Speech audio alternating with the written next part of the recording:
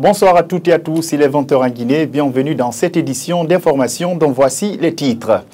Ce mercredi au Palais du Peuple de Conakry, c'était au tour du Conseil supérieur de la magistrature et de l'Association des magistrats à l'occasion des contributions des acteurs de la vie sociopolitique du pays dans l'élaboration de la future Constitution. Ce mercredi, l'humanité a célébré la journée mondiale sans tabac. Interdire la commercialisation du tabac pourrait participer à son éradication, a indiqué le coordinateur national du service d'aide aux jeunes en situation difficile de la drogue en Guinée lors d'un entretien accordé par notre rédaction. En Guinée, la vente des mangues dans les voitures est devenue récurrente et cela paraît être avantageux aux vendeurs, surtout en cette période de pluie. Donc, sillonnez cette fois-ci encore avec notre rédaction pour s'enquérir des réalités. Plus d'informations, c'est dans cette édition d'information. Encore une fois, bonsoir. Le Conseil national de la transition continue d'enregistrer dans ses tiroirs les contributions des acteurs de la vie sociopolitique du pays dans l'élaboration de la future Constitution. Ce mercredi, c'était au tour du Conseil supérieur de la magistrature et de l'Association des magistrats de marquer leur passage devant les conseils nationaux dans l'hémicycle du Palais du Peuple pour faire part de leurs propositions. Mais la rencontre du jour a été toute particulière pour cause.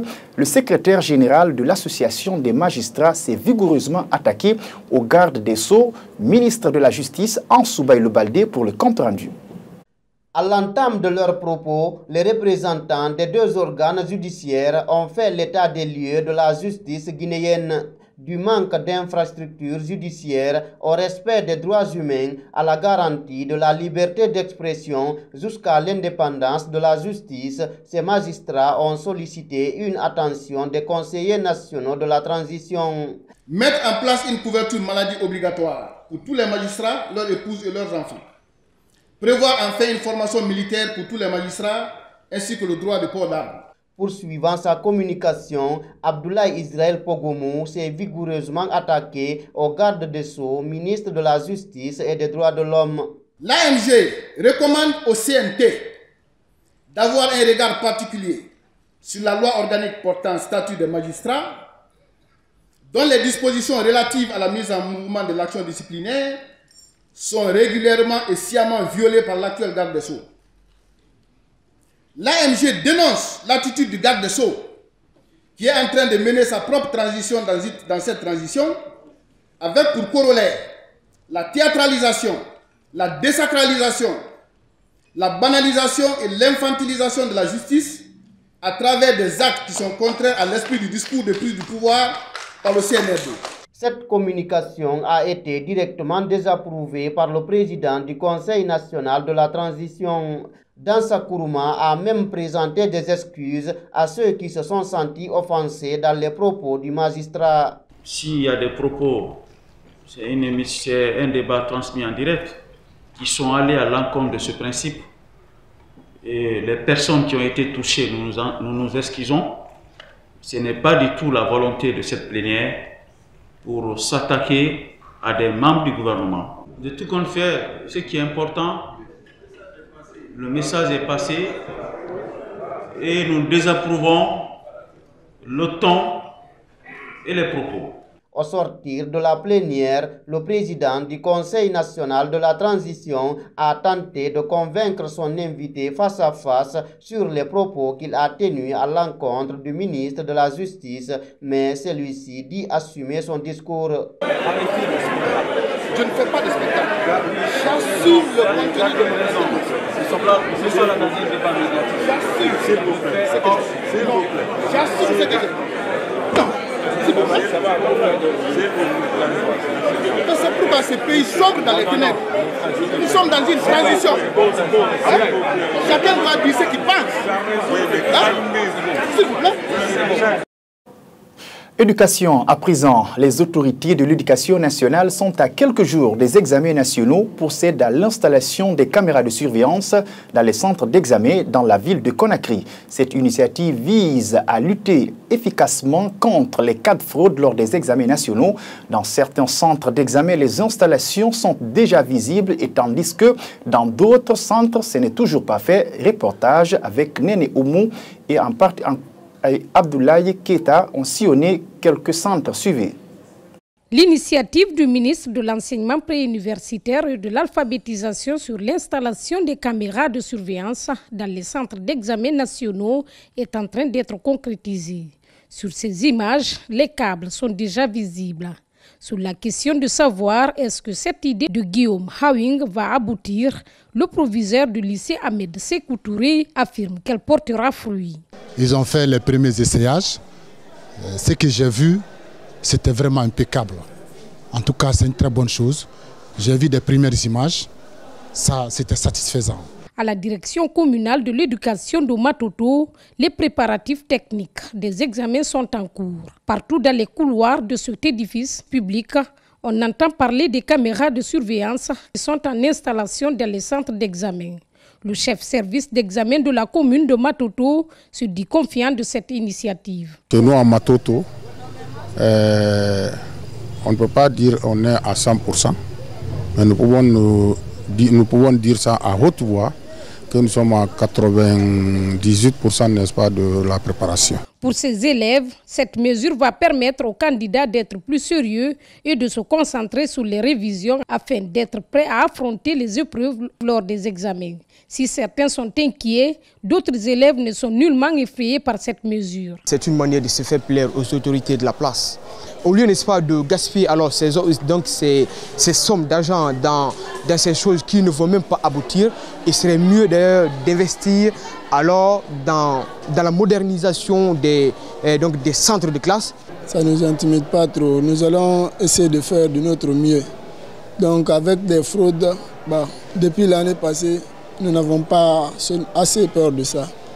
Il faut souligner qu'à quelques jours du lancement officiel des examens nationaux, plusieurs centres n'ont pas encore connu la présence des caméras de surveillance. C'est le cas du centre de la circonscription de Matam, ce qui nous fait savoir le directeur communal de l'éducation de la dite commune. L'humanité célèbre ce mercredi la journée mondiale sans tabac. Elle est axée sur les dangers du tabac, sur la santé et sur l'action anti-tabac menée par l'Organisation mondiale de la santé. La journée a été instituée par cette organisation depuis 1987. Le thème retenu cette année est « Cultivons des aliments, pas du tabac ». En Guinée, plusieurs citoyens se livrent à cette pratique. Rencontré ce mercredi, le coordinateur national du service d'aide aux jeunes en situation difficile de la drogue en Guinée pense qu'interdire la commercialisation du tabac pourrait participer à son éradication. Mamaïssa Tatawel Kamara, reportage. Le tabac est une plante qui contient de la nicotine, une drogue qui entraîne une dépendance et a des effets à la fois stimulants et dépresseurs. C'est cette plante qui est utilisée pour en faire des cigarettes de tabac selon des informations. Ibrahima Sorissilla est un débrouillard. Il dit avoir commencé à fumer depuis plusieurs années. Bien qu'il connaisse ses dangers, pour lui, fumer le tabac l'arrange à plus d'un titre. Je fume un peu, je suis gâté. Une cigarette, ça va bon entendre. Pourquoi on fume? Si la cigarette, ça va ta tête, il faut que tu fumes. On fume tant, mais ce n'est pas bon. Selon l'OMS, le nombre de consommateurs de tabac en Afrique est passé de 64 millions d'utilisateurs adultes en 2000 à 73 millions en 2018. Alassane Bangoura est un habitant de Dixine. Il donne les raisons qui l'empêchent de fumer. Je ne fume pas, je ne bois pas. C'est pour cela, n'importe quel moment, quand tu me vois, je suis en forme. Parce que j'ai plein d'amis qui fument. Il y a certaines personnes qui ne fument pas. Bon, quand tu vois seulement, il y a une grande différence entre nous et eux. La cigarette n'est pas bon. Yamoussa Bangoura lutte depuis des années contre ce fléau. Ce coordinateur national du service d'aide aux jeunes en situation difficile de la drogue en Guinée demande aux autorités d'interdire la commercialisation du tabac. C'est le lieu d'interpeller les décideurs à tous les niveaux pour qu'on ait vraiment une législation à la matière. Et donc, ces fumées de cigarettes, ces fumées de chicha, les consommateurs, même l'environnement, les personnes qui sont autour aussi, ils sont exposés, elles sont exposées. Donc, mais c'est la loi qui peut vraiment réglementer tout ça là. Parce que si vous êtes dans les lieux publics, vous consommez la cigarette et vous n'êtes pas inquiété, vous exposez les autres aussi qui sont aux alentours. Même dans les taxis, dans les magbana et ainsi de suite, les gens en consomment.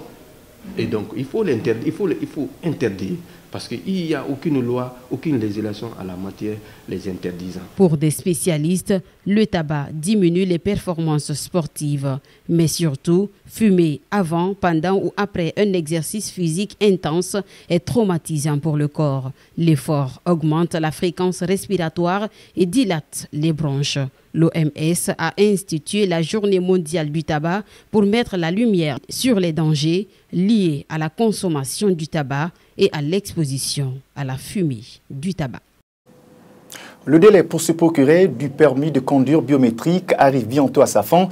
C'est le 30 juin prochain, mais depuis le lancement des opérations, il reste un nombre important de conducteurs d'engins qui ne se sont pas munis. Le manque de moyens demeure la raison principale pour ne pas pouvoir respecter la date butoir, alors que l'État affûte des mesures contre les utilisateurs d'anciens permis passés. Le délai, Amara Bangoura. Amadou Diallo est un chauffeur de taxi. Il pratique la ligne Kipé-Aéroport et travaille sur la base de l'ancien permis alors que celui-ci expire dans 30 jours. Sa crainte est de ne pas parvenir à recouvrir le coût du nouveau permis à plus d'1 million de francs guinéens. Il n'y a pas de l'argent. On a des familles encore pour nourrir. Donc, si on calcule tout ça là, notre travail, c'est pas facile. Farah Mano est un conducteur de poids lourd dont le nouveau permis coûterait 1 800 000 francs guinéens. Il dit avoir garé son engin sous peine de s'exposer à la rigueur des mesures. En plus de prolonger la date butoir, il demande la diminution des frais pour le nouveau permis. Nous vivons du jour au jour. Alors, si vraiment l'autorité pouvait venir vraiment à notre aide, comment, c'est-à-dire de faire le rabais vraiment du prix du permis, ça allait vraiment beaucoup nous arranger. L'État acceptera-t-il de prolonger à nouveau le délai? Rien n'est moins sûr, car dans un communiqué publié il y a 24 heures, le ministère des Transports alerte sur l'invalidité des anciens permis à partir du 30 juin prochain, dont leurs utilisateurs s'exposeraient à des sanctions conformément au code de la route. La drogue couche fait des ravages en Guinée. Depuis le mois de janvier, 10 personnes sont mortes après avoir consommé ce stupéfiant à base du cannabis. Les victimes sont toutes des jeunes. Le directeur général de l'Institut itinérant de formation et de prévention intégré contre la drogue et autres conduites addictives, Dr Kiernoba et son équipe ont entamé une campagne de sensibilisation dans les universités du pays. Reportage Mamadou Tanouba. Depuis le début de l'année 2023, 10 personnes ont perdu la vie par suite de consommation de la drogue couche en Guinée. Les victimes sont toutes des jeunes. Cette drogue dure à base de cannabis mélangée avec d'autres substances fait des ravages chez les jeunes. Pour inverser la tendance, l'Institut itinérant de formation et de prévention intégré contre la drogue et autres conduites addictives a lancé une campagne de sensibilisation dans les centres universitaires du pays. Au jour d'aujourd'hui, nous avons environ 10 morts sur toute l'étendue du territoire national suite à la consommation de la drogue couche. Nous avons 2 cas de décès, dont un élève à Dubreka, la préfecture de Dubreka, 2 décès dans la préfecture de Forcaria, 2 dans le débarcadère de Bonfi et 4 dans le service hospitalier proche des 2 débarcadères Bonfi et Boussoura. Donc au total, c'est un problème important de santé publique. Donc il est extrêmement important que l'Institut intervienne pour réduire non seulement la demande de drogue dans notre pays, mais aussi pour sensibiliser les jeunes sur les dangers liés à la consommation de la drogue couche. Les étudiants de l'Université générale Lansana Conté de Sonfonia ont accordé assez d'intérêt au débat animé par les conférenciers par rapport à la lutte contre la drogue couche. Je vois des gens dans notre quartier là-bas consomment la drogue, mais moi comme je n'ai jamais consommé la drogue, parce que je sais que même la drogue c'est pas bon. Ça provoque la maladie et puis donc le cancer encore. Donc j'ai ça en tête. Donc jamais je ne consomme pas. Il y a plusieurs drogues actuellement en Guinée ici qu'on appelle, il y a des couches qui tuent les gens banalement, ainsi venant de la Sierra Leone. Même les Sierra Leonais ne les prennent pas comme ça. Les stupéfiants comme la drogue couche rentrent en Guinée via les débarcadères en provenance de la Sierra Leone. Harcèlement sexuel dans les hôtels. Nombreux sont des femmes hôtesses exposées aux harcèlements et aux violences sexuelles. Elles travaillent dans la plupart sans contrat ni assurance et c'est là pendant longtemps. Certaines d'entre elles, par peur de perdre leur travail, préfèrent garder le silence. Une hôtesse a brisé le silence et s'est confiée à notre rédaction. Suivez ce reportage. Les hôtesses ou encore les femmes de chambre renseignent et orientent les visiteurs ou les clients.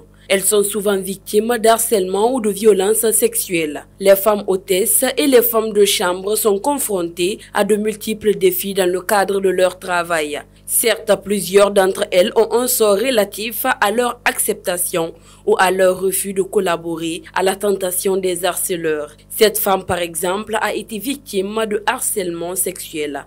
Elle se confie. J'étais là sur le terrain, voilà, on était à un événement. J'exerçais bien le boulot et tout, accueillir les invités, voilà, et accueillir les invités.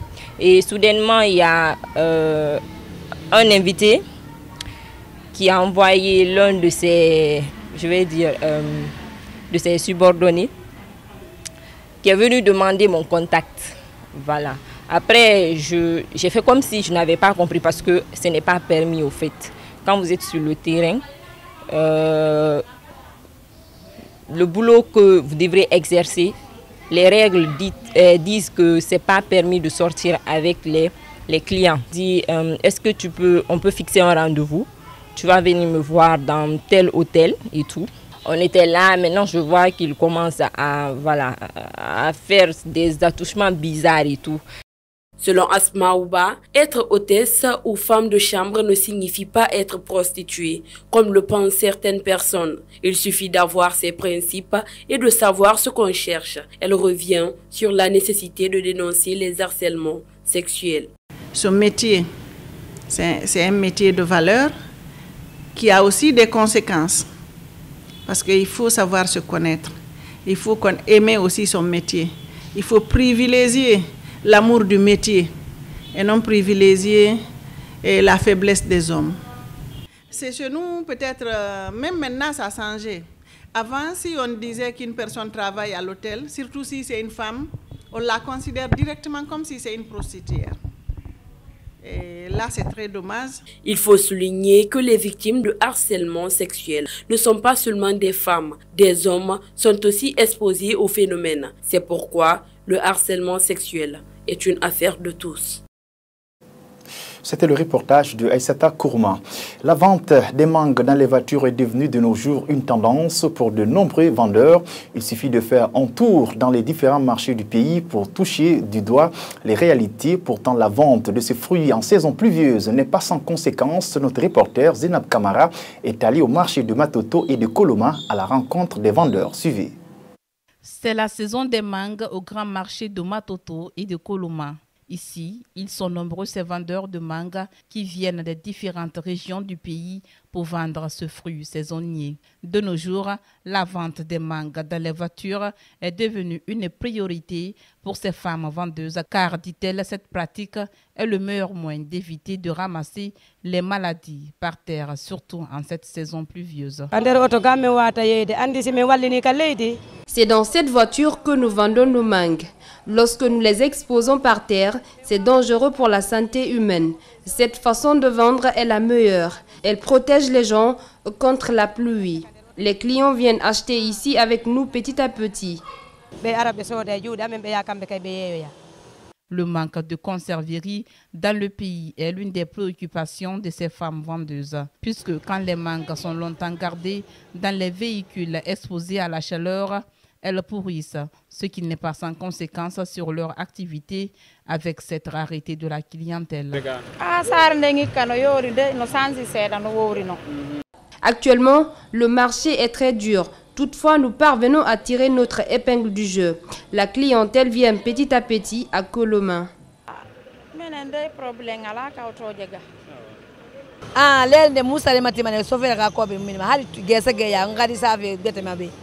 Des fois, nous vendons sans gagner. Le coût du transport est énorme. Nous souffrons. Il n'y a pas de conserverie.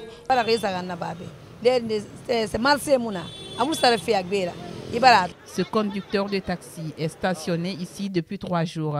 Déplacé par cette dame, il affirme avoir rencontré des difficultés sur le terrain. Ah bon, mouvement on premier nous c'est mengari parce que des fois, c'est difficile avec ces femmes puisqu'elles ne parviennent pas à nous donner notre argent au complet. Et ce n'est pas de leur faute aussi.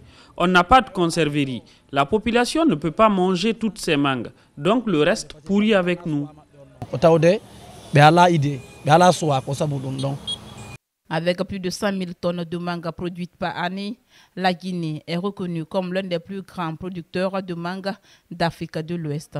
Pourtant, malgré cette grande productivité, le pays ne dispose toujours pas d'usines de fabrication et de conserverie pour ses fruits saisonniers. Direction l'Abbé. Les enseignants contractuels communaux de l'Abbé expriment leur mécontentement suite au non-paiement de leur salaire. 9 mois d'arriérés, c'est ce que réclament ces encadreurs. Pour eux, le gouvernement ne prend pas en compte leurs revendications. Si rien n'est fait, ces enseignants prévoient de perturber la tenue des examens nationaux. Mariam Bouibari, envoyé spécial à l'Abbé. Dans ce collège du Luxembourg de Maléa, situé à quelques kilomètres du centre-ville de l'Abbé, l'inquiétude se fait sentir sur les visages de ces élèves du secondaire. À quelques jours du début des examens nationaux, ces candidats au BEPC sont en retard dans certaines matières. Depuis 3 mois, ils n'ont pas suivi de cours de français, l'une des matières les plus importantes et dont le coefficient est 2. On a fini quelques programmes pour les cours. Je ne peux pas dire tout. Parce que depuis peut-être, je peux dire 3 mois qu'on n'a pas étudié ici le français. On a ici 3 professeurs contractuels, comme notre professeur de chimie, notre professeur de physique, notre professeur de français. Si une personne arrive de perdre ça dans une classe d'examen, ça ne sera pas bon. Les rares enseignants contractuels qui viennent encore donner des cours à ces élèves se disent déçus par les autorités qui refusent de prendre en compte leurs réclamations. Nous avons voulu abandonner ou bien revendiquer. Ils nous ont dit qu'ils vont nous enrôler. Ils nous ont demandé, ils ont demandé de se rendre aux mairies. Ils ont déposé, comment on appelle, amené des missionnaires de commission qu'on vont enrôler. Ils vont enrôler les contractuels. Nous, on vient, on dépose nos dossiers aux mairies et jusqu'au présent, là, ils n'ont pas trouvé ça aussi. Ils ont traîné ça pour nous retarder. C'est pour nous retarder, pour prolonger le temps, pour que le temps file, pour que l'année finisse et que nous, l'année finisse et que nous nous ont pas payé. Si rien n'est fait avant le 5 juin, date à laquelle débutent les examens nationaux, ces enseignants contractuels communaux prévoient de passer à la vitesse supérieure. À partir du 5, c'est les examens nationaux qui commenceront. Et certainement, nous l'avons dit, s'il n'y a pas de paiement des arriérés de salaire, nous allons tout faire pour empêcher, passer par tous les moyens légaux pour empêcher la tenue de ces examens nationaux.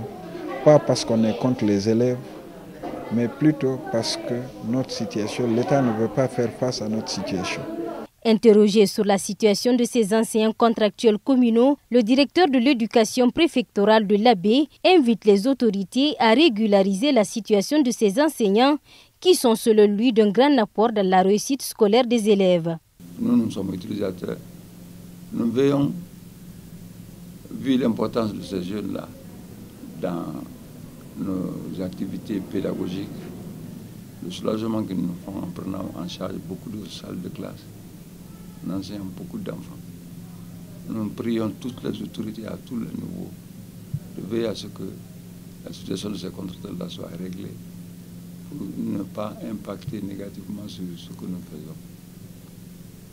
Cette situation risque d'être un frein de plus pour la réussite des candidats de cette année aux examens nationaux, surtout quand on sait que la Guinée a enregistré un nombre record d'échecs l'année dernière avec seulement 17% de réussite au certificat d'études élémentaires, 15% au BEPC et 9% au baccalauréat. C'est la fin de cette édition d'information. À tous, merci de l'avoir suivi et bon suite des programmes sur KVTV.